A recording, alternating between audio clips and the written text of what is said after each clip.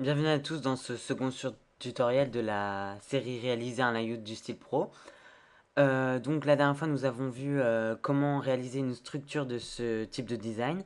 Donc je vous propose d'accéder au, au dernier, au dernier tuto ici à droite en bas de votre écran.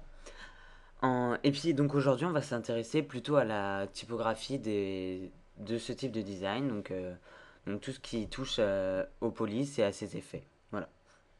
Donc en fait je dois aller assez vite parce que YouTube limite les vidéos à 15 minutes. Donc je vais essayer de faire le maximum que je peux. Voilà, donc on va commencer par l'introduction du tuto, bon je suis en train de la faire. Ensuite, on passera au Police Fantasy plus manuscrit. Donc, je vous ai fait une petite sélection pour ceux qui aimaient bien ça. Voilà. Ensuite, les Hidden Fronts, ça s'appelle. Enfin, les polices grasses, c'est les grosses polices pour les titres qui sont conseillés pour faire pour ce type de layout. Ensuite, je vous présenterai les polices de remplissage, donc les polices de texte. Voilà. Euh, Après, je vous ferai découvrir différents effets pro. Et je vous passerai deux trois sites et je vous parlerai vite fait de Fontface si j'ai le temps. Voilà. Donc c'est une propriété CSS qui est en vogue en ce moment. Donc je vous propose de commencer tout de suite. Donc là, je vais vous faire défiler des polices de style manuscrit. Donc elles sont souvent utilisées pour les titres, pour les titres dans les Live Pro. Mais sinon, vous pouvez les utiliser dans vos headers, etc., etc. Donc, on a English et Flemish Script BT, euh, qui sont des polices assez calligraphiques, en sachant que Flemish truc, il est il y a plus de spirales. Ensuite, on tombe vite dans ceux-là, donc je vais vous montrer. Je rajoute aussi French Script MT là. Et donc, je vais vous montrer ces trois polices, donc qui sont un petit peu plus, pas manuscrites, mais un petit peu plus bloc-notes, vous voyez. Voilà. Donc c'est EmmaScript BMV, MBMVB, Journal et Freestyle Script. En fait, c'est des polices que je vous mettrai tout dans le dossier ressources, donc vous inquiétez pas. Ensuite, Dali, qui est un petit peu plus signature artistique. Buffett Script, qui est très spécial. Brush Script STD. Ballpark. Et enfin, Candice. Donc voilà, ça vous fait une belle petite sélection de polices, assez funny fun. Et donc voilà, j'espère que ça vous plaira. Donc ça c'est pour les manuscrits, on s'en fout un peu. Hop. Ensuite, donc comme on a fait ça, on va passer au heading front. Front, ouais. Donc qu'est-ce que c'est? C'est les polices de vos titres. Donc que j'utilise énormément, mais vraiment énormément. J'adore ces polices. Elles sont lisibles, simples, visibles. Et elles sont vraiment très pratiques, donc je vous conseille vivement de les utiliser. Donc vous avez premièrement toute la série Helvetica, Inserate LT, Helvetica Rounded, Helvetica LT Ultra Compressed, voilà. Et celles qui... Donc ça c'est des polices assez chères, assez payantes, mais je vous les mettrai quand même dans le dossier ressources parce que je suis gentil. Et, euh, et donc voilà. Et il y a une seule qui à mon goût euh, rivalise avec Helvetica Inserat, c'est Impact. Voilà. Donc je pense elle est pas mal aussi. Donc si vous avez que celle-là, c'est très bien, hein, franchement. Voilà, donc c'est des grosses polices qui prennent de la place, mais qui sont lisibles et voilà, c'est vachement bien pour les titres, enfin vous voyez, pour les titres de news ou les ou vos ou vos comment on dit, vos sous-titres, voilà. Hop. Donc ensuite, donc c'est les polices de remplissage. Donc les polices de remplissage, c'est quoi? Bah, c'est tout simplement le corps de votre article, comme ici sur Studio Graphique. Voilà. Donc je vous ai sélectionné quatre types de polices de remplissage. Enfin, j'appelle ça comme ça, mais bon, voilà. Donc Georgia, c'est euh, c'est une police assez pas calligraphique, mais plus écriture en fait, parce que plus Enfin voilà, voilà, plus journal. J'aime bien moi d'avoir Georgia en italique. J'aime bien. Je la préfère en italique en fait. Voilà. Donc vous pouvez la mettre en normal aussi. Donc Georgia, Myriad, la célèbre police d'Apple. Donc voilà. Et dans le même genre de Myriad, il y a Calibri. Et en fait, moi je préfère Calibri. Voilà, c'est tout. Et puis Taoma. Donc une grosse police mais qui prend de la place, que j'ai utilisé ici, mais que j'aime bien aussi. Donc voilà. Donc je vous les mettrai si jamais vous ne les avez pas. En fait, c'est des polices super simples pour qu'au codage, les gens. Enfin, pour que les gens n'aient pas. Enfin, pour que tout le monde puisse voir.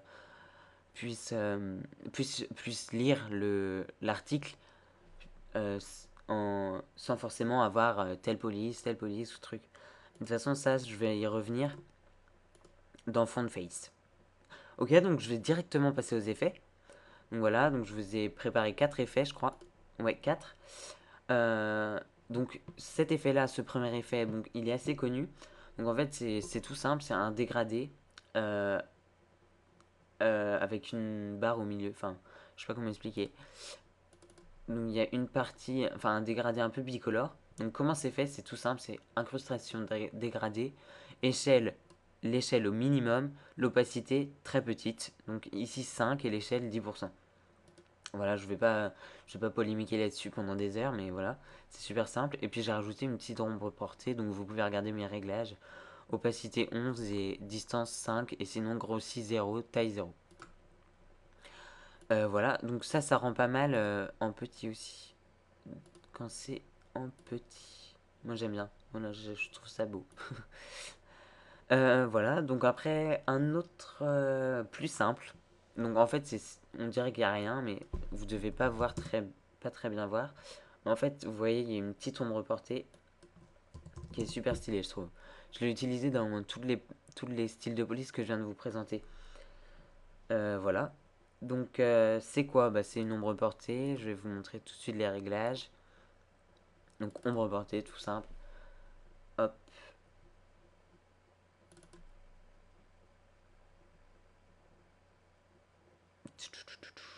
Donc opacité 16, distance 1, grossi 0, taille 1.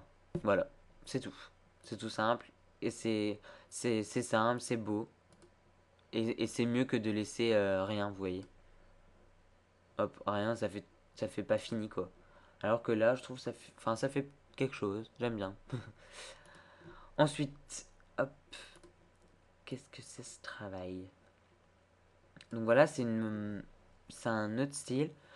C'est plus en relief. On dirait que c'est fait un peu en boudin, enfin que ça ressort un peu, voilà. Donc il y a une petite ombre portée, vous remarquerez. Donc voilà. Et surtout un biseautage et estampage, c'est ça la clé du truc. Donc biseautage et estampage, les réglages, profondeur 100, taille 5, flou 0. En fait, je crois que j'ai laissé les réglages qui propose Photoshop. Et j'ai mis en ombrage, donc l'opacité mode des tons foncés, donc produit, et son opacité 15. Et c'est tout ce que j'ai touché. Voilà, c'est tout. Donc ça fait un truc sympathique et ça fait du relief. Et donc ça dépend vraiment de ce que vous voulez faire. Voilà. Ensuite, un plus dur, j'ai envie de dire, un plus technique. Voilà, donc c'est cet effet-là en noir. Donc c'est plus pour les textes en couleur. Voilà. Donc je vais vous le faire en live parce qu'il est un petit peu plus compliqué. Hop, bien sûr, ça me met l'ancienne police. Tac. Bon, je sais pas, qu'est-ce que je vais mettre? Bah j'ai essayé de mettre les polices de les heading font dont j'ai parlé avant. Donc je vais mettre impact.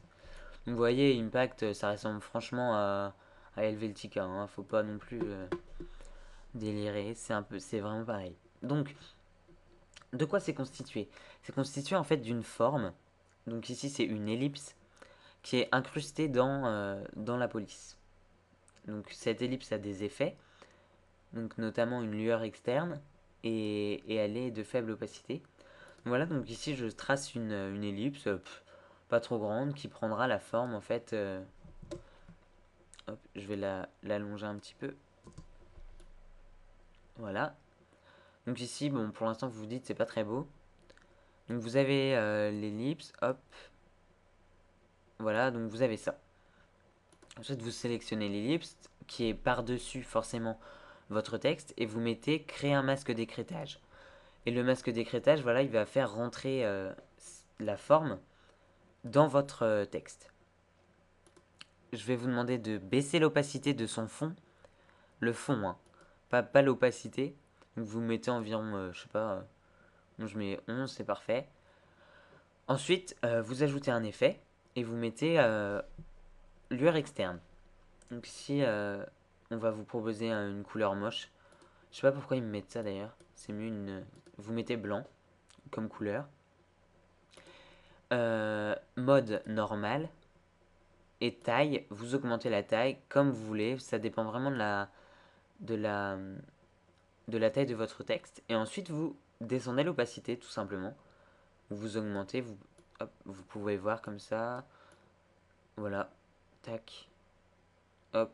C'est vraiment comme vous voulez. Donc, c'est mieux si l'opacité, enfin, si la couleur de la lueur externe est plus grande que celle est plus importante que celle de l'opacité, voilà. Enfin, celle du fond, quoi. Voilà, donc ça c'est pour ce petit effet sympa. Donc, je vous mettrai de toute façon un PSD avec tout ça. Ça va être sympa. Voilà. Donc je vais vous parler ensuite. Je crois que c'est bon pour les effets. Euh, Ensuite, je vais vous parler du style des polices, des sites pour vos polices. Donc tout le monde connaît Dafont. Franchement, je vais pas faire non plus un débat là-dessus. Enfin, ça sert à rien de vous parler pendant des heures. Vous avez plusieurs catégories. Vous choisissez, voilà. Donc ça, c'est Dafont. Et je vais vous parler de Font Squirrel. Ça veut dire écureuil de la police. Enfin, police écureuil. Et en fait, c'est un site qui reproduit des polices en freeware. Donc ça veut dire gratuite. Ils mettent des polices gratuites reproduites des vraies polices qui coûtent cher en fait. Donc vous avez vraiment plein de polices qui sont vraiment sympas. Je vous laisse faire un tour. Donc je vous passerai les liens, tout ça dans le dossier ressources tout le temps, hein. Voilà. Donc je vous parle vite fait de ça. Et en fait, vous avez vraiment un très très gros choix. Et donc je vais finir ce tuto par vous parler de FontFace. Donc c'est une propriété CSS qui est vachement en vogue en ce moment. Donc qu'est-ce que c'est FontFace? Je vais prendre l'exemple de FontSquirrel par exemple.